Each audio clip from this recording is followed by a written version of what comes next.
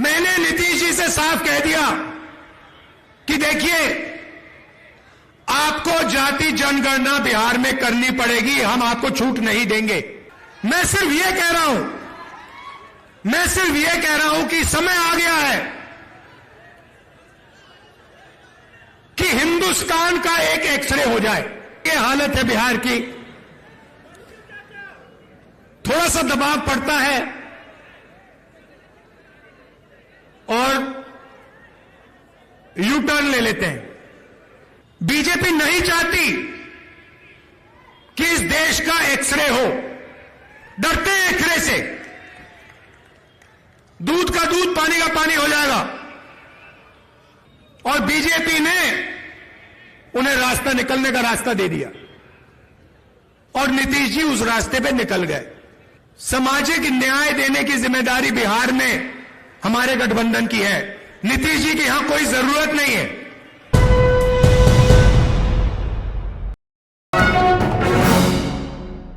आपके स्टेट के आपके चीफ मिनिस्टर के बारे में चुटकुला है, मैं सुना देता हूं आपको, सुनना है?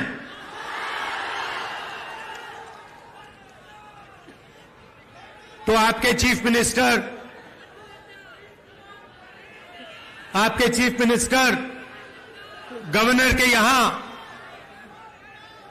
स्वेरिंग इन के लिए गए, बड़ा धूमधाम था। वहां पे बीजेपी के नेता बैठे थे, गवर्नर साहब बैठे थे, सब एमएलए बैठे थे। स्वेरिंग इन होती है, शपथ लेते हैं चीफ मिनिस्टर का, उनके मंत्री, 2-3 मंत्री भी शपथ लेते हैं, खूब तालियां बजती हैं, और फिर नीतीश जी निकल जाते हैं, वापस सीएम हाउस की ओर चल जाते हैं। गाड़ी में पता लगता है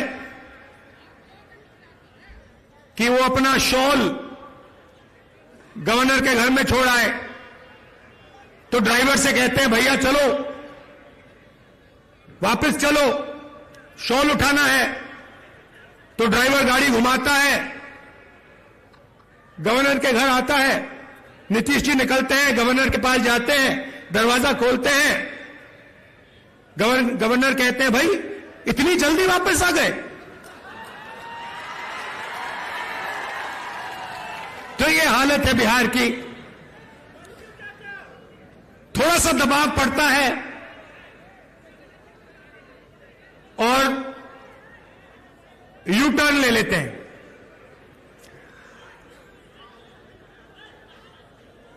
दबाव क्यों पड़ा? क्योंकि बिहार में हमारे गठबंधन ने एक बात जनता के सामने रखी है। इस यात्रा में हम 5 न्याय की बात कर रहे हैं, उनमें से एक न्याय,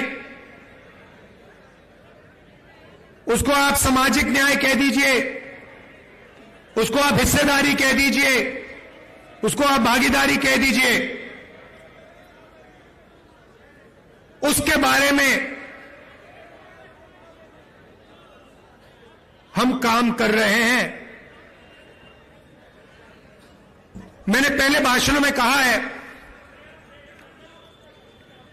कि इस देश में अलग अलग वर्ग के लोग हैं, पिछड़ी जात के लोग हैं, दलित हैं, आदिवासी हैं, माइनॉरिटी हैं, जनरल कास्ट के लोग हैं। हर समाज में कमजोर लोग हैं। ओबीसी समाज देश का सबसे बड़ा समाज है, मगर अगर मैं आज आपसे पूछूं कि इस देश में ओबीसी समाज की आबादी कितनी है, आप इस सवाल का जवाब नहीं दे सकते। दे सकते हैं? कोई नहीं जानता। और मैं सिर्फ एक बात आपके सामने रखना चाहता हूं आप देश के किसी भी सेक्टर को देख लो, सरकार की बात करनी है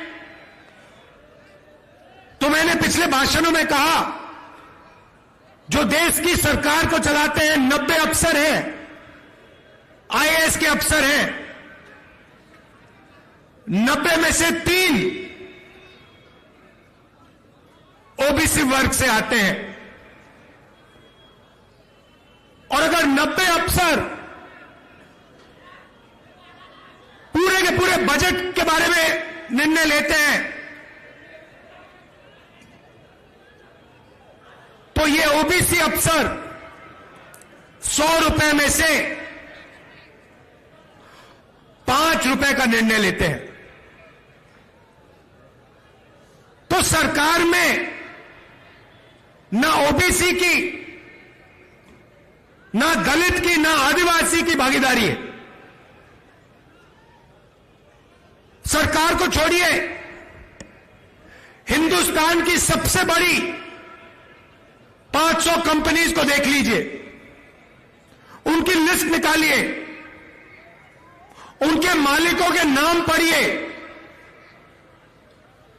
आपको उन नाम में से एक दलित, एक आदिवासी, एक पिछड़ा नहीं मिलेगा।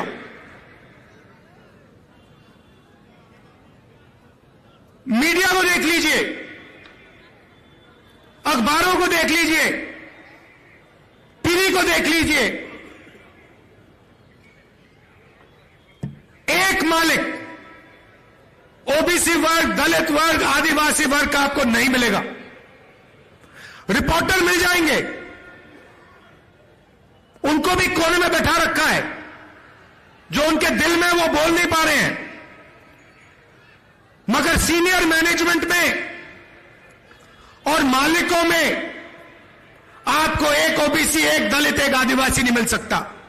प्राइवेट एजुकेशन के सिस्टम को देख लीजिए, प्राइवेट कॉलेजेस, यूनिवर्सिटीज को देख लीजिए, प्राइवेट अस्पताल देख लीजिए, एक मालिक आपको ओबीसी, दलित, आदिवासी का नहीं मिलेगा। तो मैं सिर्फ यह सवाल पूछ रहा हूं कि अगर हम सामाजिक न्याय की बात कर रहे हैं तो यह तो स्पष्ट है कि हिंदुस्तान के किसी भी सेक्टर में पिछड़ों को, आदिवासियों को, दलितों को न्याय नहीं मिल रहा है। अब सवाल बनता है, पहला कदम क्या होना चाहिए? किसी को चोट लगती है, पहला काम डॉक्टर कहता है, पैर में चोट लगती है, पहला काम डॉक्टर कहता है ऐसे करो, एक्सरे जाके कर लो। एक्सरे करने के बाद साफ पता लग जाता है कि हड्डी कहां से टूटी है। सही बात? मैं सिर्फ यह कह रहा हूं, कि समय आ गया है कि हिंदुस्तान का एक एक्सरे हो जाए।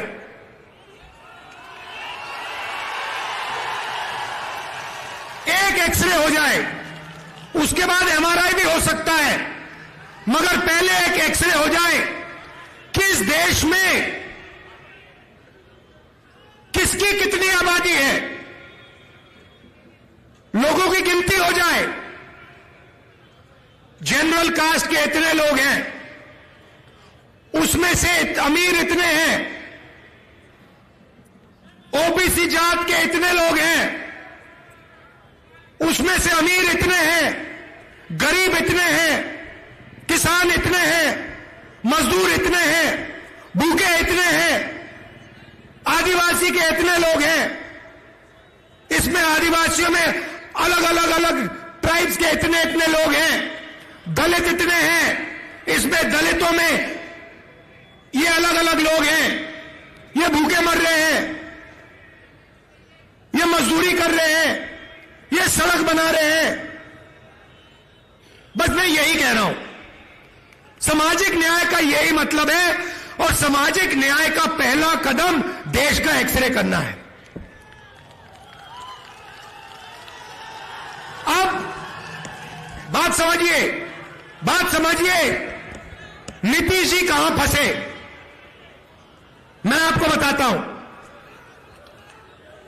मैंने नीतीश जी से साफ कह दिया कि देखिए, आपको जाति जनगणना बिहार में करनी पड़ेगी, हम आपको छूट नहीं देंगे। और आरजेडी ने, हमने यह काम नीतीश जी पर दबाव डाल के किया। अब क्या हुआ, अब दूसरे साइड से प्रेशर आया। बीजेपी नहीं चाहती कि इस देश का एक्सरे हो, डरते हैं एक्सरे से। दूध का दूध, पानी का पानी हो जाएगा, पता लग जाएगा कि कितने ओबीसी हैं, कितने दलित हैं, कितने आदिवासी हैं। बीजेपी ये नहीं चाहती। बीजेपी चाहती है कि आपका इधर ध्यान जाए, उधर ध्यान जाए, आगे पीछे ध्यान जाता जाए, मगर सामाजिक न्याय पे गलती से भी आपका ध्यान ना चला जाए। नीतीश जी बीच में फंस गए और बीजेपी ने उन्हें रास्ता, निकलने का रास्ता दे दिया और नीतीश जी उस रास्ते पे निकल गए। सामाजिक न्याय देने की जिम्मेदारी बिहार में हमारे गठबंधन की है। नीतीश जी की यहां कोई जरूरत नहीं है। यहां पे हम अपना काम कर लेंगे मिलके। हमारा गठबंधन यहां पे जो करना है कर देगा। यह हुई बात सामाजिक न्याय की। अब मैं आपको आर्थिक न्याय की बात करना चाहता हूं। आपने मुझे अभी वो माला दिया, मखाने वाला माला, उसको लाइए यहां जरा। कहां है वो? ये देखो कितना सुंदर मखाने का माला है। अब ये देखिए, मैं आपको मजेदार बात बताता हूं, इसको यहां लाइए। ये तकरीबन 10 किलो का है, ठीक है? इसको यहां रख दीजिए। ये बिहार के गरीब किसानों का खून पसीना है। सही बात है। ये बिहार के गरीब लोगों ने अपना खून पसीना देकर, घंटों पानी में बैठकर ये हमें दिया है। 10 किलो का है ये। आपको मालूम है ये अमेरिका में कितने का बिकता है? अमेरिका में अगर आप इसको बेचोगे, जो बिक रहा है अमेरिका में, ये बड़ा बिक रहा है आजकल। वहां पे फैशन आ गया है कि मखाना खाएंगे, बिहार का मखाना खाएंगे। सबसे पहले उनको मालूम नहीं है ये मखाना कहां से आता है, पहली बात यह है। मगर मेरा सवाल आपसे, ये 10 किलो की जो माला है, ये अमेरिका में कितने रुपए के लिए बिकेगी? चुप हो गए? मैंने नेट पे देखा, अभी देखा, ये माला 15,000 रुपए के लिए अमेरिका में बिकेगी। 15,000 रुपए 10 किलो के लिए।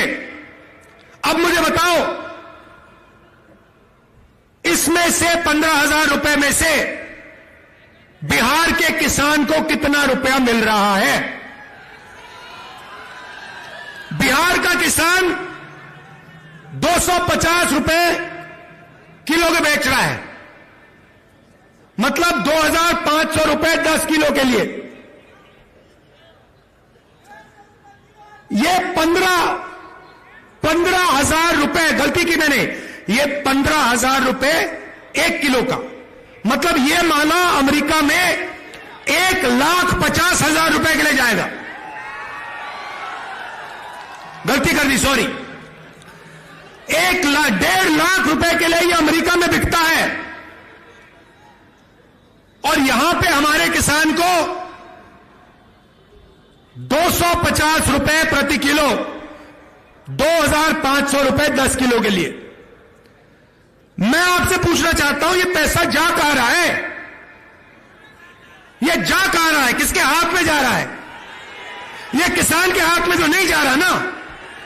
तो ये देखिए, इसको कहते हैं आर्थिक अन्याय,